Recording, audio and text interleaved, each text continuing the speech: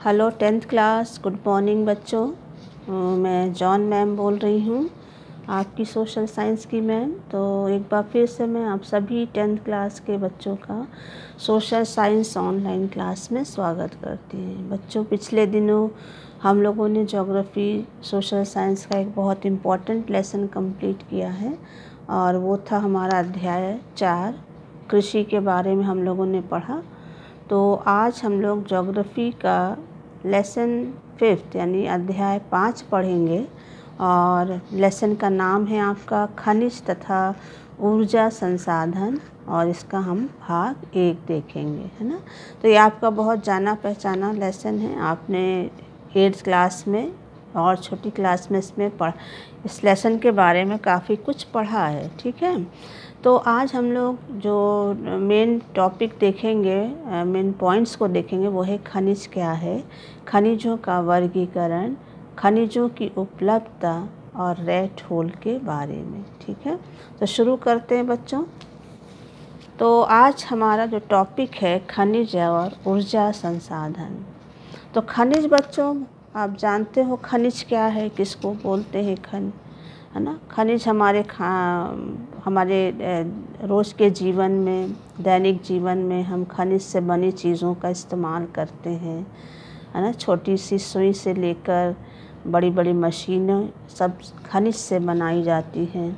यहाँ तक कि बच्चों, जो हम लोग दंत मंजन यानी टूथपेस्ट सुबह इस्तेमाल करते हैं, तो उस टूथपेस्ट को में भी, है ना, खनिजों का इस्तेमाल किया जाता है, ठीक है। सिलिका खनिज है, चूना पत्थर है, एल्युमिनियम ऑक्साइड है, फॉस्फेट जैसे खनिज जो हैं वो उनको इस्तेमाल किया जाता है टूथपेस्ट बनाने में, ठीक। हमारे दांतों को गलने से बचाने के लिए फ्लोराइड, है ना, का यूज़ होता है। और चमक जो हमारे दांतों में आती है तो वो भी खनिज के द्वारा, टाइटेनियम जो ऑक्साइड होता है वो हमारे दांतों को सफ़ेद बनाने में मददगार होता है।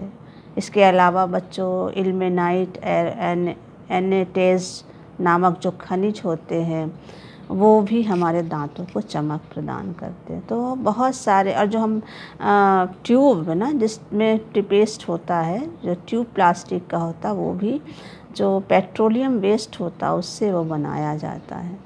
तो हमें जिस तरह हमारे जीवन में खनिजों का महत्व, जितनी सजीव चीज़ें हैं, जितनी सजीव वस्तुएं हैं, उन सभी को खनिज की क्या होती है, आवश्यकता होती है। तो खनिज बहुत इम्पॉर्टेंट है बच्चों। तो खनिज के लिए, खनिज क्या है, किसको हम खनिज कहते हैं, तो हम लोग शुरू से पढ़ते आए हैं कि वो पदार्थ जो ज़मीन खोद कर निकाले जाते हैं ना बच्चों, उसको हम क्या बोलते हैं, खनिज कहते हैं, ठीक है। या प्राकृतिक रूप से वो पदार्थ, है ना, जो विभिन्न तत्वों से क्या हैं, मिलकर बने होते हैं, उनको हम खनिज कहते हैं। कई बार बच्चों खनिज जो होते हैं, कुछ एक ही खनिज जो है एक ही तत्व से मिलकर बने होते हैं। कभी कभी कुछ खनिज ऐसे होते हैं जो बहुत सारे तत्वों से मिलकर बने। अब सच उदाहरण के लिए आपका चूना पत्थर है ना, चूना पत्थर एक ऐसा खनिज है जो एक ही, है ना, खनिज से क्या है, बना है, ठीक है। लेकिन इसके अलावा और बहुत से ऐसे खनिज हैं जो एक के बजाय कई खनिजों से मिलकर बने होते हैं, है ना। अब तक 2000 से ज़्यादा खनिजों की पहचान हो चुकी है, लेकिन सभी खनिजों का इस्तेमाल अभी नहीं होता है। कुछ ही खनिज हैं जिनका हम इस्तेमाल कर पाते हैं, ठीक है। तो खनिजों को, अब ये तो हम लोगों ने पढ़ लिया खनिज क्या है, किसको खनिज कहते हैं, ठीक है। तो खनिजों को कई भागों में बांटा जाए। अगर हम वर्गीकरण देखें खनिजों का, तो खनिजों को मुख्य रूप से, है ना, आप इस डायग्राम में देख सकते हो खनिजों का वर्गीकरण। तो खनिजों को मुख्य रूप से 3 भागों में बांटा जा सकता है। धात्विक खनिज, दूसरा आधात्विक खनिज और तीसरा है ऊर्जा खनिज, है ना। तो कितने भाग हो गए, 3, धात्विक खनिज, आधात्विक खनिज और ऊर्जा खनिज। तो सबसे पहला कौन सा है वर्गीकरण? धात्विक खनिज। धात्विक खनिज को भी 3 भागों में बांटा गया है। पहला है लौह धातु, दूसरा है अलौह धातु और तीसरा है बहुमूल्य खनिज। तो धात्विक खनिज को भी 3 भागों में बांटा गया है। सबसे पहला आता है लौह धातु। लौह धातु किसको कहते हैं बच्चों? ये वो धातु यानी वो खनिज जिसमें लोहे का अंश होता है ना, उसको हम बोलते हैं लौह धातु। जैसे लौह अयस्क यानी लोहा, मैग्नीज, निकेल और कोबाल्ट, ये वो खनिज हैं जिसमें लोहे का अंश जो है वो पाया जाता है। इसीलिए इन खनिजों को क्या बोला गया है? लौह धातु बोला गया। ठीक। धात्विक खनिज का दूसरा वर्गीकरण क्या है? अलौह धातु। अलौह धातु क्यों है? अलौह का मतलब वो खनिज जिसमें लोहा नहीं पाया जाता ना, लोहे का अंश नहीं होता, इसलिए इसको अलौह धातु कहा जाता है। कौन कौन से खनिज हैं जो अलौह धातु हैं? तांबा है, सीसा है, जस्ता यानी जिंक और बॉक्साइट। ये वो खनिज हैं जो अलौह धातु खनिज हैं। क्यों? क्योंकि इसमें लोहे का अंश, आपने तांबा देखा होगा ना, तांबा लाल लाल सा होता है, उसमें बिल्कुल लोहे का अंश नहीं होता। सीसा, उसमें भी लोहे का अंश नहीं होता, इसलिए इसको अलौह धातु कहते हैं। तीसरा धात्विक खनिज है बहुमूल्य खनिज।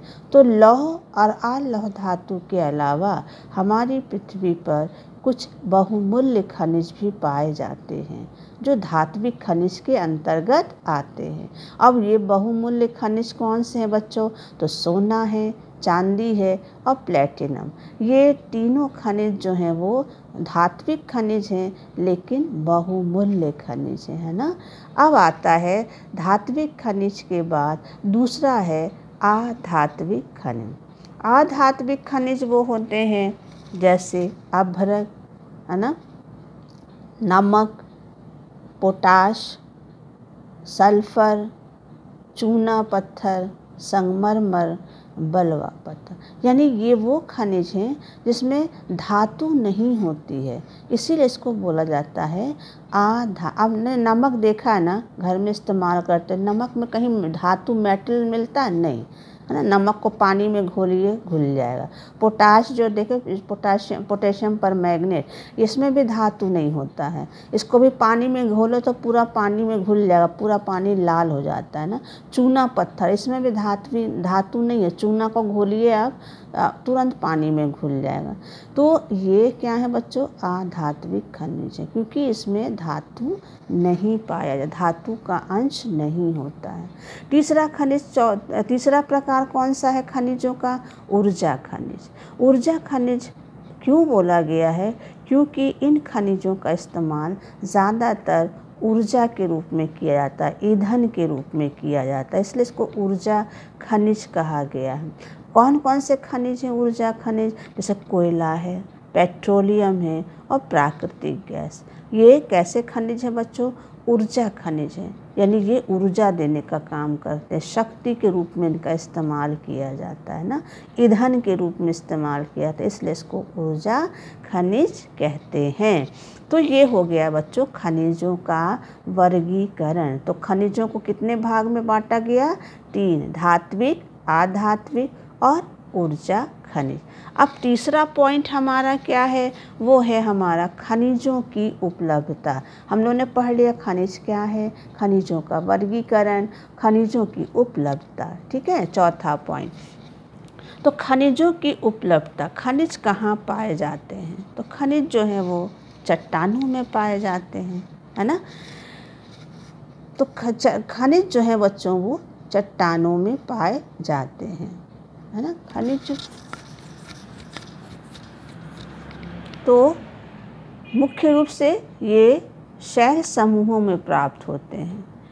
इनको हम निम्न भागों में रख सकते हैं। सबसे पहला है आग्नेय तथा कायांतरित चट्टानों में जो खनिज मिलता है। तो आग्नेय और कायांतरित चट्टानों में खनिज जो है वो चट्टानों की दरारों में, जोड़ों में भ्रंशों में और विद्रोह में क्या है, मिलते हैं। ठीक है, जैसे इस तरह के खनिज हैं आपके जस्ता, तांबा, जिंक और सीसा। ये वो खनिज हैं जो इन चट्टानों की दरारों में, है ना, या जोड़ों में या शिराओं में जमाव के रूप में क्या होते हैं, पाए जाते हैं।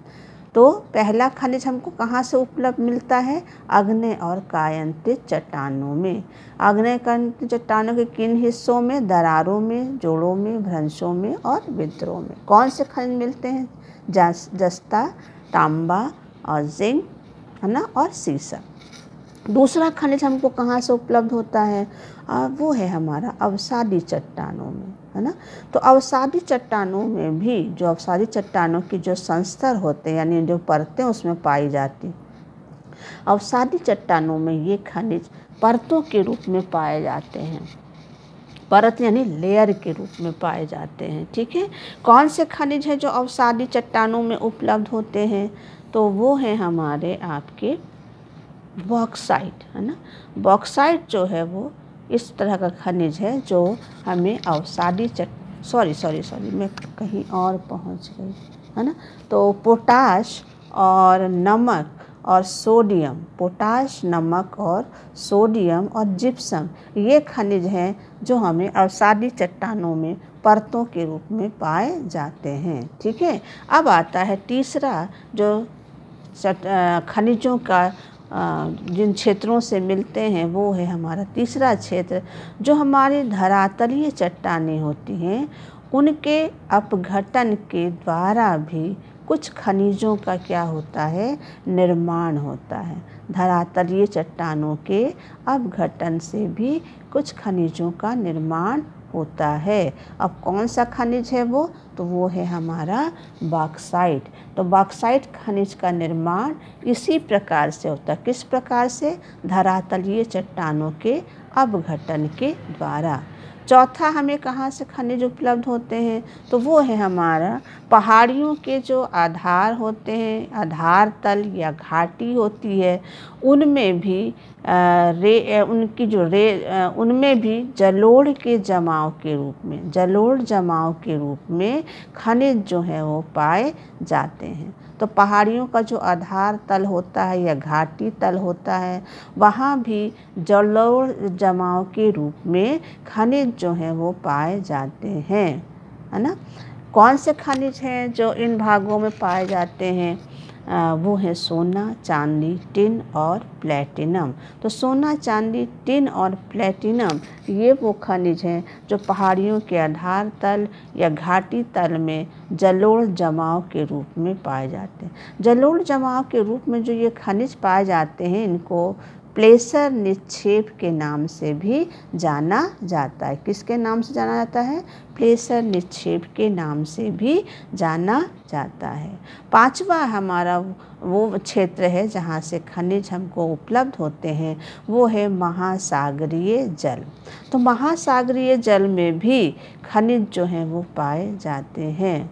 अब कौन से खनिज हैं जो महासागरीय जल में पाए जाते हैं, तो हमारा नमक है, मैग्नीशियम है, ब्रोमाइन है ना। ये वो खनिज हैं जो कहाँ पाए जाते हैं बच्चों, महासागरीय जल में पाए जाते हैं।